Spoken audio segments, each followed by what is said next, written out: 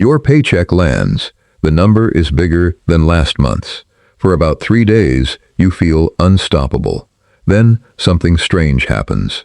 The feeling disappears, and your bank balance goes back to feeling exactly as tight as it always did. You start eyeing the next raise, the next bonus, the next number that might finally make you feel secure.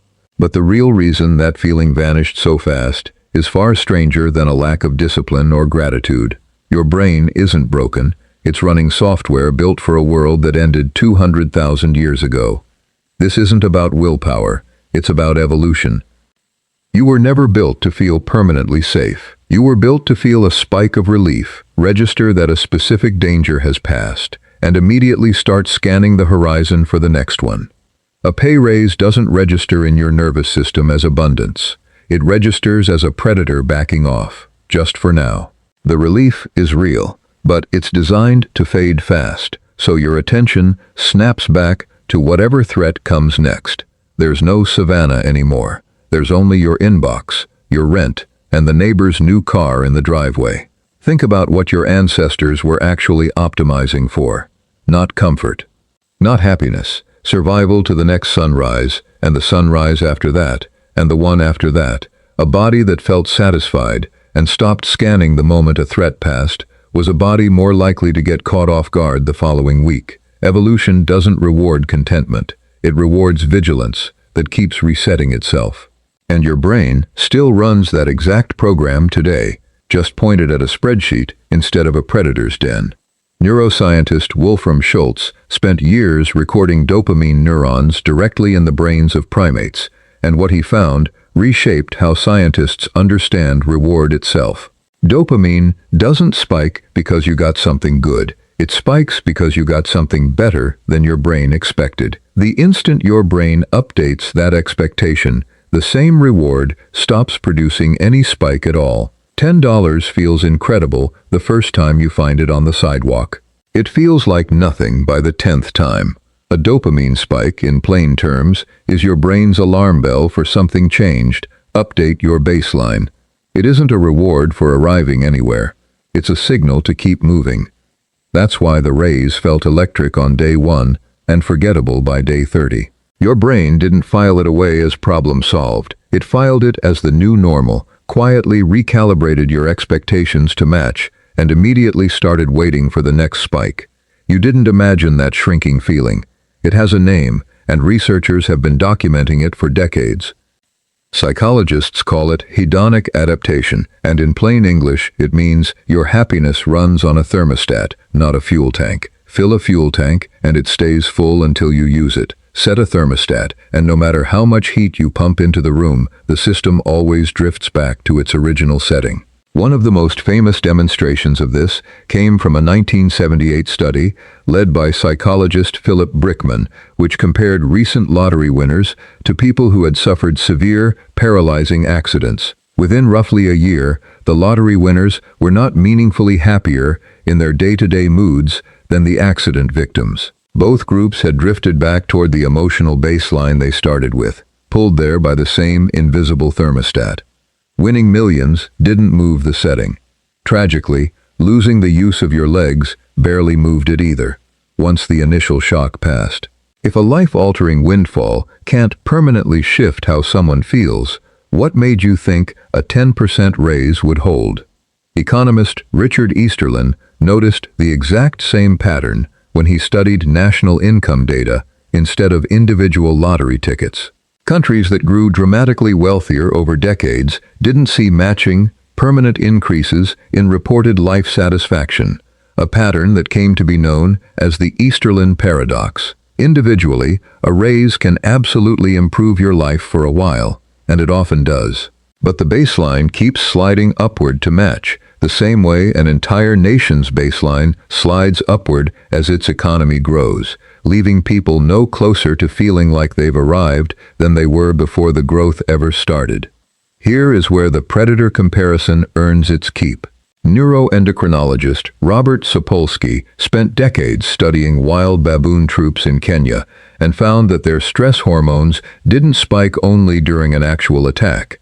They spiked constantly, in anticipation, in status competition, in the low background hum of scanning for a threat that might never come. A baboon that just fought off a rival doesn't sink into blissful safety.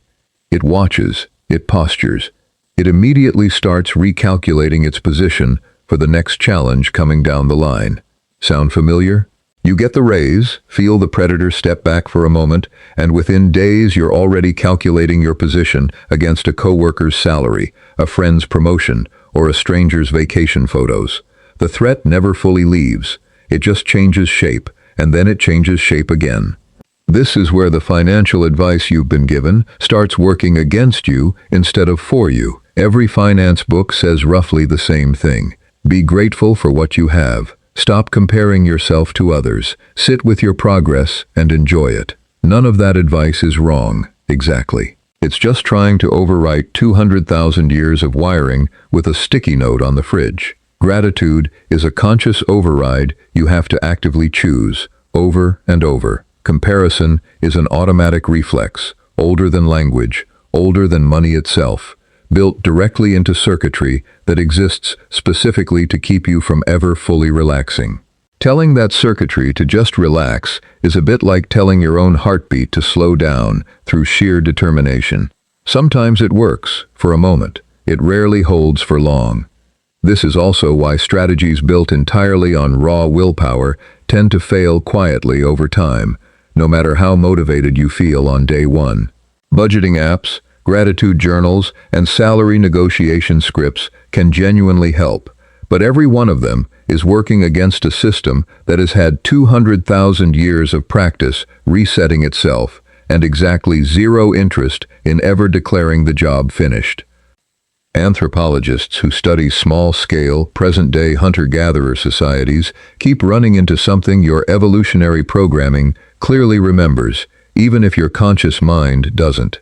In many of these groups, hoarding surplus food or resources far beyond what you could use or share wasn't admired.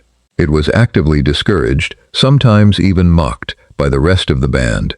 Status came from generosity, skill, and reliability, not accumulation, because a person who stockpiled while others went hungry threatened the survival of the entire group. Researchers call this a rough form of costly signaling, which just means showing off your value to the group by giving something away, not by keeping it. Your brain evolved inside an economy where enough was a moving target set by the people around you, never a fixed number you could bank once and walk away from forever. It still uses that exact same moving target today. It just traded berries and firewood for salary figures and square footage. You can see an extreme version of this in the potlatch ceremonies once practiced by indigenous nations of the Pacific Northwest coast, including the Kwakwaka'wakw. A host who had accumulated significant wealth gained status not by keeping it, but by publicly giving enormous quantities of it away, sometimes deliberately destroying valuable goods in front of the entire community. The person who could afford to give away the most, or burn the most, ranked highest.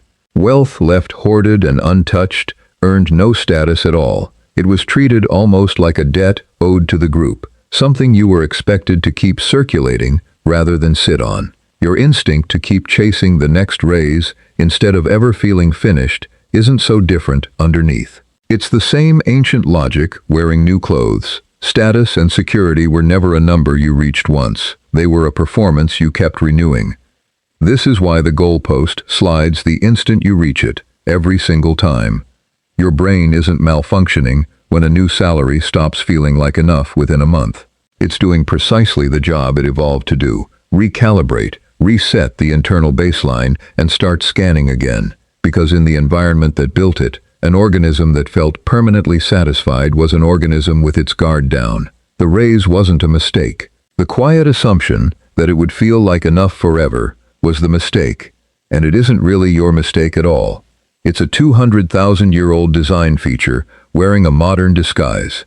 You can watch this exact cycle play out everywhere once you know what you're looking at. Notice what happens after a crypto rally. The first gains feel euphoric, almost dizzying, better than expected in exactly the way Schultz's dopamine neurons predict. Within days, though, people are already anxious about the next dip, the next coin, the next chance the market retreats, like a predator they can't stop watching for, out of the corner of their eye. Notice an Amazon cart filling up during a big sale. The first item delivers a small spike from beating the deal, from getting something better than expected. By the third item, that spike has already dulled, and the only way to feel it again is to add a fourth, and then a fifth. None of this is a personal failure of discipline. It's the same recalibrating circuitry, just aimed at a checkout button instead of a berry bush on the savannah.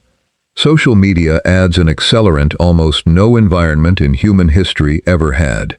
Your ancestors compared their status to maybe 50 or 100 people across an entire lifetime, everyone they'd ever actually meet. You compare your raise to thousands of curated updates a week, a promotion announcement here, a vacation photo there, a stranger's new car surfacing in a feed engineered to find exactly the comparisons that keep you scrolling. Your baseline doesn't only reset because of your own internal dopamine circuitry anymore. It gets reset externally dozens of times a day by inputs your ancestors' brains never had to process at that volume or that speed. No wonder the raise that once would have felt enormous barely survives a single scroll through everyone else's highlight reel. Debt shame runs on the identical predator logic, just flipped in direction. When you owe money, part of your nervous system treats that debt the way it would treat an actual predator stalking somewhere nearby, present in the environment, unresolved, demanding a low hum of vigilance, even while you're doing something completely unrelated. That's why unpaid debt can surface in your mind at 3 in the morning, unconnected to anything you were consciously thinking about seconds earlier. Your body isn't being dramatic about a spreadsheet. It's running the same threat monitoring system that once kept your ancestors alive, near a den of wolves, except the wolf now has a due date and an interest rate attached to it. Wealth anxiety works the same way in reverse, and it shows up in people you'd least expect. People who accumulate significant savings often report feeling less secure than they expected to feel, not more, because the brain never measures safety against your own personal starting point. It measures safety against the environment immediately around you, in real time, forever, the exact same way Sapolsky's baboons measured status against whichever rival happened to be nearby that week. A raise that would have felt enormous 5 years ago barely registers now. Not because you've become ungrateful, but because your baseline moved the moment your circumstances did. The comparison target was never fixed. It's relative, local, and constantly updating, recalculated the instant new information arrives, exactly like a baboon reassessing its rank after every single encounter in the troop. This shows up starkly in survey after survey of high earners. People who cross into the top income brackets in their country routinely report that one specific, larger number would finally make them feel secure, and then report the exact same thing again after they cross that number too. The target doesn't get closer as income rises. It moves at roughly the same pace you do, staying just out of reach by design, because the brain doing the calculating was never built to recognize enough as a fixed destination in the first place. Even the language money uses gives this away, if you listen closely. People don't say a bonus made them feel abundant. They say it made them feel relieved, safe for now, like they could finally exhale. Relief is a predator retreat word. It describes the absence of a threat, not the presence of security. Abundance would be a fuel tank word, something that stays full and doesn't drain. But almost nobody actually describes money that way, because almost nobody's nervous system is built to experience it that way, no matter how large the number gets. So what do you do with a brain that resets the finish line every single time you cross it? You stop expecting the raise, the bonus, or the windfall to produce a permanent feeling of safety, because permanent safety was never what these particular neural systems were built to deliver. The dopamine spike was never a reward for arrival.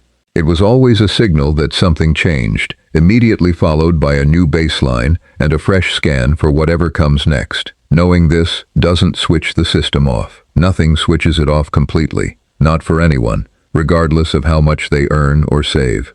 But it does something almost as useful. It lets you recognize the restlessness for exactly what it is, an ancient reflex doing its ancient job, instead of proof that you haven't achieved enough, saved enough, or earned enough to finally rest. The relief you feel isn't fake, it's just temporary, by design. The same way a predator backing off from your ancestors' camp was only ever a pause, never a guarantee, never a promise that the danger was gone for good. Your ancestors who stayed alert after the danger passed were the ones who spotted the next threat coming in time. You inherited that exact same nervous system, still scanning, still resetting, still refusing to let any single number feel permanent, no matter how many zeros it carries. The paycheck lands again. The number is bigger this time, and for a moment you feel the predator step back, not gone, never fully gone, just far enough away for now to let you catch your breath before the scanning quietly starts all over again.